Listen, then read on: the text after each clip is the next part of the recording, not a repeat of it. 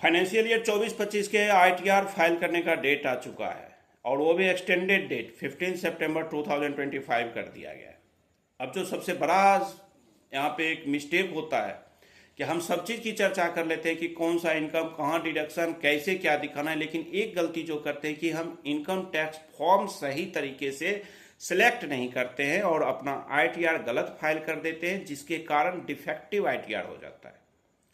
तो आज हम डिस्कस करते हैं इस वीडियो में आईटीआर 1 के बारे में। मैं हूं राम प्रकाश गौतम और आप देख रहे हैं GST Ram Prakash Gautam YouTube channel. तो दोस्तों, अगर सब्सक्राइब नहीं किए तो चैनल को सब्सक्राइब कर लीजिए ताकि आपको टैक्स लॉ रिलेटेड सारे अपडेट से हमें देते रहूँगा और आपकी नॉलेज बढ़ेगी और आपके साथ साथ आपकी जो क्वेरीज आते हैं उससे मेरी नॉलेज बढ़ती है। आईटीआर 1 वह रेसिडेंस भर सकता है जिसका income up to 50 lakh rupees है। अब ये अप टू 50 लाख रुपीज का मतलब है कि 50 लाख तक जिस लोगों की कमाई है वो आईटीआर 1 फाइल करें। लेकिन अब सबसे बड़ा ये सवाल होता है कि जो 50 लाख रुपया आने वाला है इसका सोर्सेस क्या होना चाहिए, किस किस सोर्स से आए तो वो आईटीआर 1 में आएगा इनकम। ऐसा नहीं है कि अगर आप कोई फैक्ट्री खोल रखे हैं और उससे 50 लाख रुपया तक इनकम हो रही है तो आप आईटीआर 1 फाइल करिए, बिल्कुल नहीं है। आईटीआर 1 फाइल करने के लिए आपके पास जो इनकम है 50 लाख रुपीज तक का वो सैलरी से होना चाहिए। सैलरी के साथ साथ इंटरेस्ट से होना चाहिए, बैंक इंटरेस्ट है।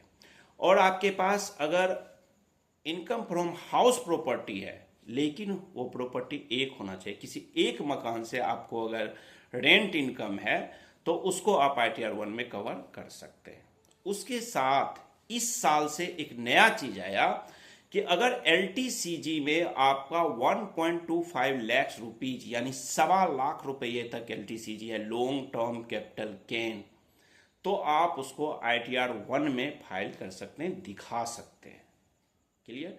ये एक इंपॉर्टेंट चीज है।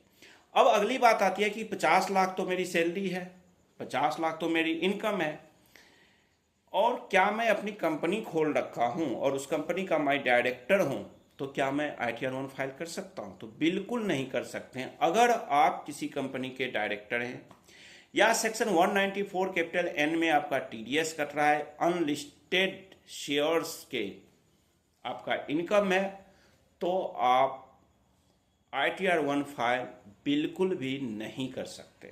तो आई होप कि आप लोगों को क्लियर हो गया होगा कि आईटीआर 1 किसे फाइल करना है और किसे नहीं फाइल करना है। तो इसमें थोड़ी भी गलती नहीं करिए, अदरवाइज आपका रिटर्न जो है डिफेक्टिव रिटर्न हो जाएगा। हाँ, अगर आपको कहीं फैमिली पेंशन आता है वो भी आईटीआर 1 फाइल करिएगा, पेंशन इनकम है वो भी आईटीआर 1 फाइल करिएगा। Thank you, bye bye.